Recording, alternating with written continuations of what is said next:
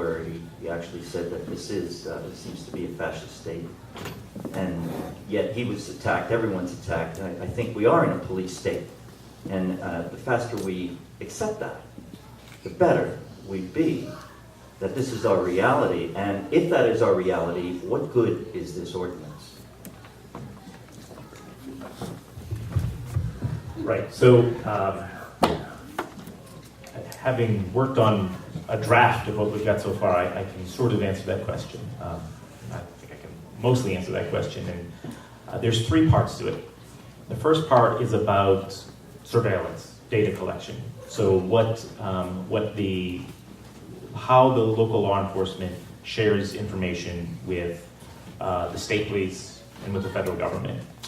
And what this would do, what we propose this would do, would be to at the very least have there be sunshine on this, that there be reporting about what exactly is transmitted back and forth, if anything, right?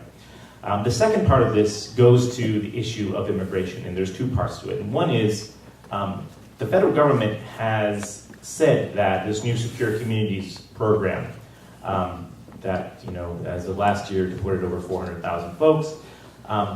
Cities and towns can opt out of it. You don't have to enforce it. It's actually nice of them to do this, and so we intend to opt out of it. The other part of it is that when any city municipal employee including the police, interacts with the residents, with the people in the city, they should do so irrespective and without asking about their their nation of origin.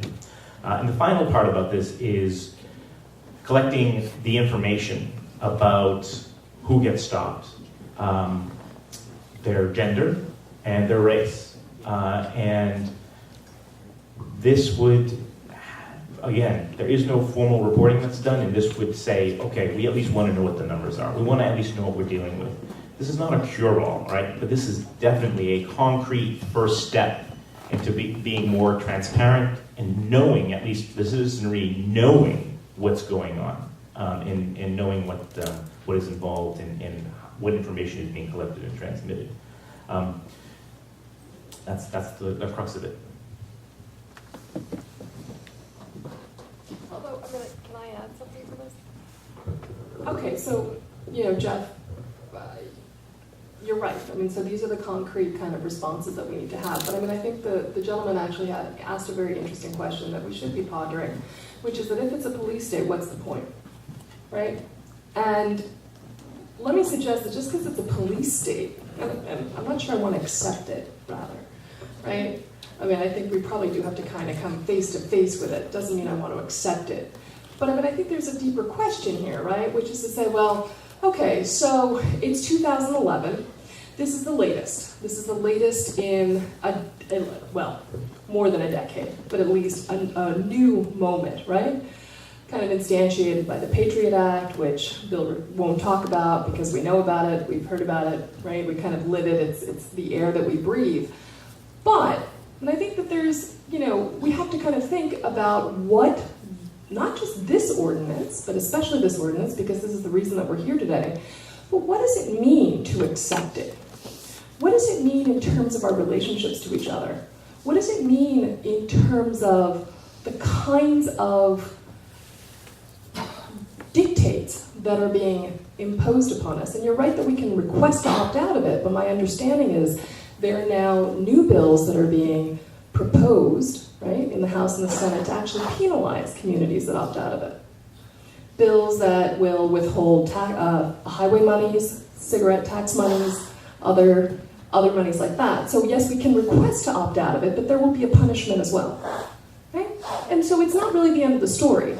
We can accept it, we can move on these ordinances, but we have to ask a serious question. What does it mean when we all waited for 8 years, right? For, what was it, January 21st, 2010? I don't know anymore, I don't do numbers. 2010, I remember all the bumper stickers. It said, I'm waiting for regime change. January 21st, 2010, and here we are. 2009. Whatever, okay, 9, 10, one of those. 9. It feels like forever. Right? And here we are, and we're accepting this ordinance. We're accepting this. We're not actually getting pissed off that this is a war on terror, a war on migration, a war on our communities that has not ended, has not been diluted, but in fact has been ramped up. And has been ramped up by someone that we thought was going to be, I'm sorry, I'm not a Christian or a religious person, but somebody was going to be our savior. Right? So this is what the Obama administration has, in fact, encouraged us to accept. So if you accept this, okay, so let's just start voting for Republicans tomorrow. Why not?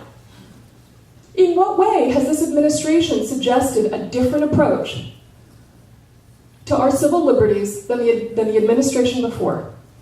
Let me ask you that question. And if you can give me a good answer, I'll listen. So we can accept it, or we can come also face to face with the fact that we voted him in. Despite the fact that he promised to bring us right here. He promised it. He flew back in August of 2008, 2 months before the election, to renew FISA, to renew surveillance. He promised us that he would continue the war on immigration. He promised us that he would continue a foreign war. So we have no one else to blame but ourselves. So the reason to do something here is to exculpate ourselves, or at least try to make amends for the hell that we're wreaking on ourselves and our neighbors. That's the reason to do something.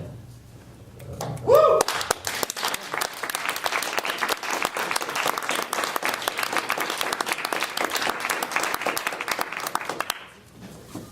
Hi everyone. I really am grateful for this forum, and I just wanted to share another surveillance technology called ShotSpotter.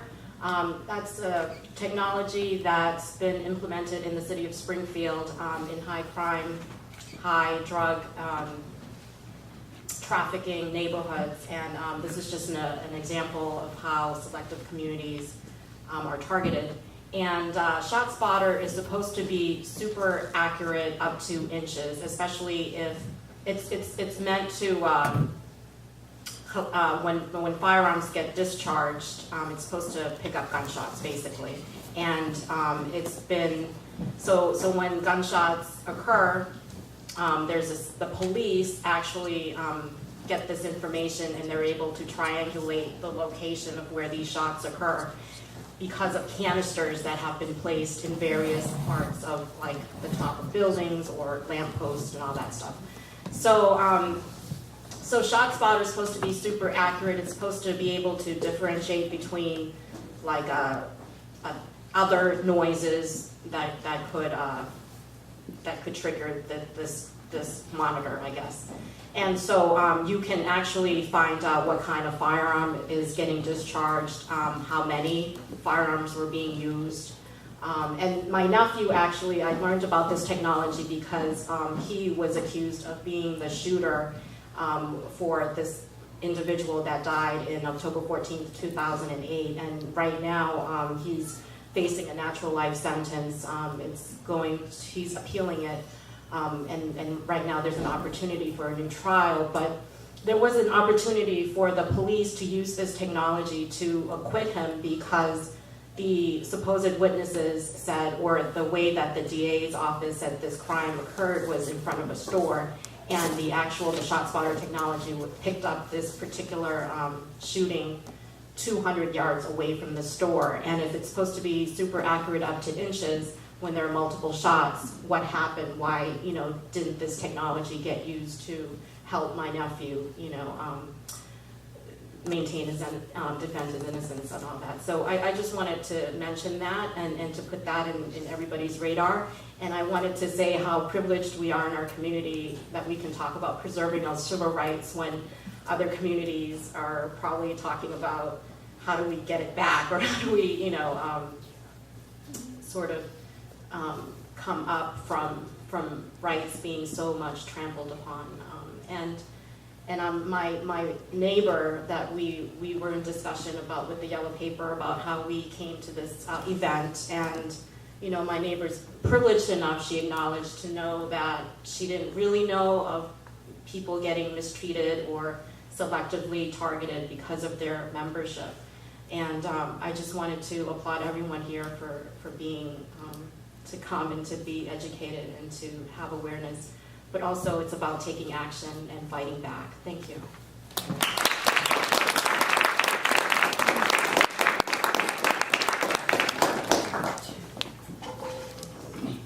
My name is Ward Morehouse.